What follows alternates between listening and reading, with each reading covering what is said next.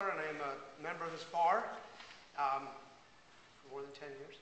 And I am, inside joke. I'm privileged and proud to appear today. This is actually my first time I've done this, and I remember sitting where you were many years ago. But before I begin my brief remarks, with the court's permission, I would like to introduce the members of the court to the admittees and their guests. Beginning on my left, we have the Honorable Sally Atkins from Wicomico County, Honorable Clayton Green from Anne Arundel County, the Honorable Glenn Harrell from Prince George's County, Chief Judge Robert Bell from Baltimore City, Honorable Lynn Battaglia from Howard County, Honorable Joseph Murphy from Baltimore County, and from Montgomery County, Honorable Mary Ellen Barbera. There was a movie when I'm older than most of you in this room, other than some of the judges. I always know how to get to their hearts. This is the problem not preparing remarks. There was a movie when we were younger called The Paper Chase, and many of you might have seen it. The professor comes out and says, "You come here with a mind full of mush, and you leave thinking like a lawyer."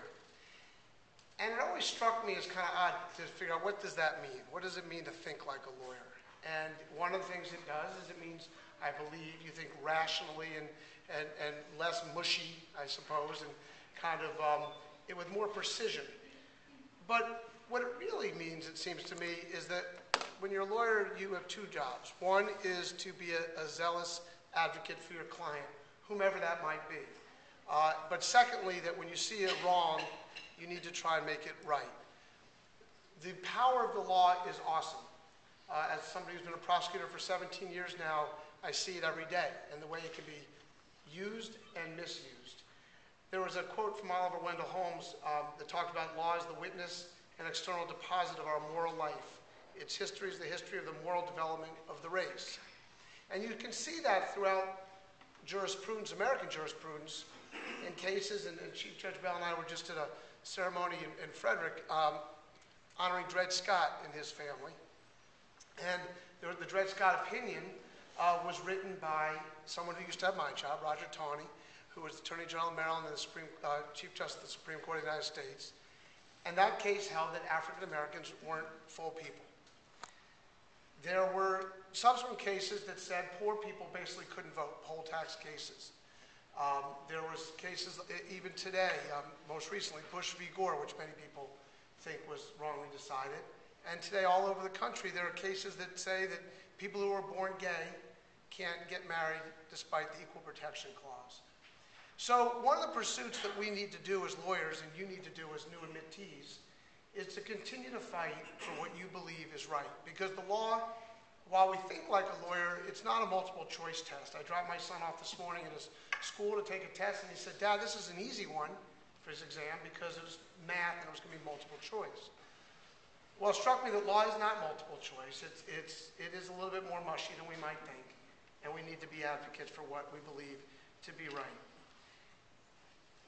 We look at the Declaration of Independence, and it says that our country is founded upon the principles of life, liberty, and the pursuit of happiness.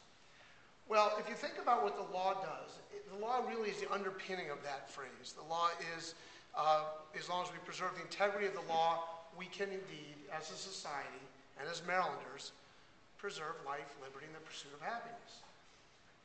It is the law and our respect for the law in this country, the law that says, and I happen to dabble in politics, so I'm more interested in this than maybe some, but every 4 years there's a transfer of power, a government power, and most recently from George Bush to Barack Obama.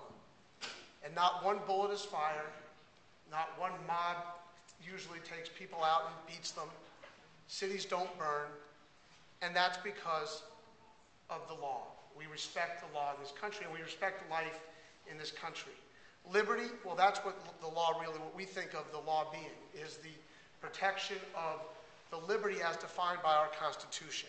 And that is something that you will do each and every day. But the last piece is the most difficult to understand. What is the pursuit of happiness, and how does that relate to the law? Well, it seems to me that the law indeed is the underpinning of that as well, in that when you are an advocate for a client, whether they're